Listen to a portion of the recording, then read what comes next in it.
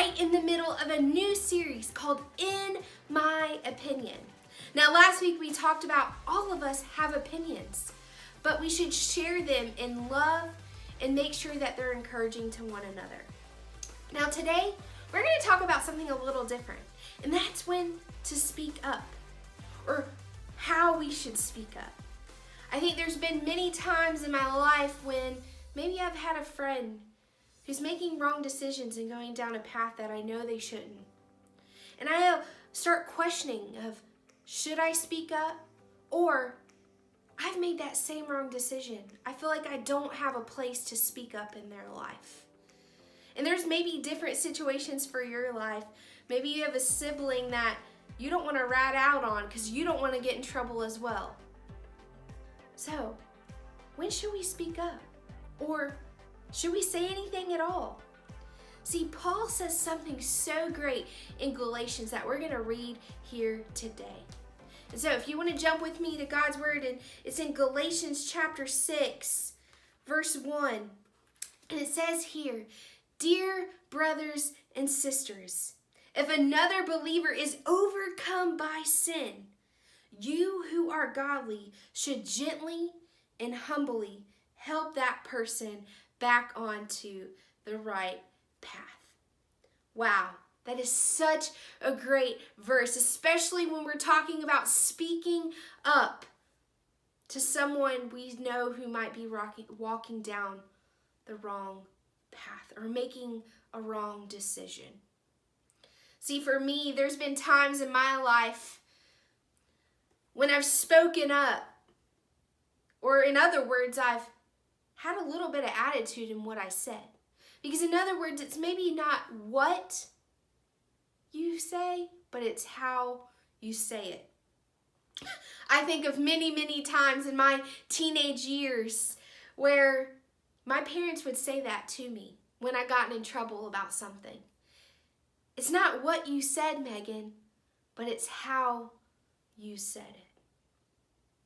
See, when we think and we have that fear, when we look at relationships, when we know we should speak up about something, and we allow fear to speak in our life where we shouldn't speak up because we're scared that that relationship's going to be damaged, I think we have to think about something. We have to care more for that person than that relationship. We have to care about how God sees them. We have to care about the person. Because when we really love someone, we want so much more for them than maybe what decision they're making in the moment. We care about their eternity. So, we have to filter that. And maybe for some of you who are listening to this, you have no problem with speaking up and telling someone the decision that they're making or the choice that they're making is wrong or bad. But I think what Paul says here too is that we should gently and humbly help that person onto the right path. See, we have to do it out of love and kindness, and that's what I want to challenge you to do is when you speak up, use kindness and love. Are you using kindness and love when you're speaking up to someone about the decisions that they're making? Or do you even have someone in your life that you allow to speak up in your life? See, for me, I have accountability set in my life at all times, and they're able to speak into my life, and they're able to use this. They speak it in kindness and love, but they're telling me, Megan, you're not making a good decision right here. I would ask yourself is, do you have that set in your place? Maybe it's for yourself. But also, are you that for someone else? Because he says here, you who are godly. So we, one, have to check our own heart. Is where are we in our relationship with Christ? Are we making a decision to allow God to be at the forefront in our life? And that's in every decision we make. But also, are you going to encourage someone else? Are you going to use kindness and love when you speak up in someone else's life? Because we all need it. We're not perfect. We're going to make decisions, but it's people around us. That's why God created us for community. But we have to continue to be chiseled. We have to continue to allow people to speak in our life, to mold us to be more like Christ. So, we have one more week of In My Opinion. It's going to be a great message next week. So I hope you'll tune in with us. Make sure you share this message with your friends.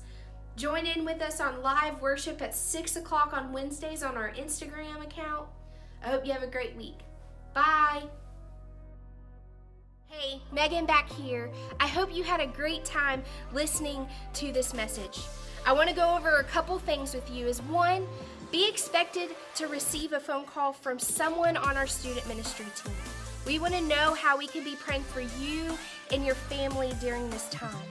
Second is if you or your family has a need, please reach out and let us know. If your family doesn't have groceries and you're in need of food, please reach out to us. We want to help any way we can. Third is be on the lookout for your small group leaders to reach out as well. We're coming up with creative ways on how to continue to create community, and one of those ways is Google Hangouts. Yes, you already use that in schools, and so we're going to maximize on that and create spaces where you continue to have these small group discussions and continue to deepen in your discipleship process. So, if you have any questions, please reach out to me. My email is meagan@midwaychurch.com. We're looking forward to hearing from you.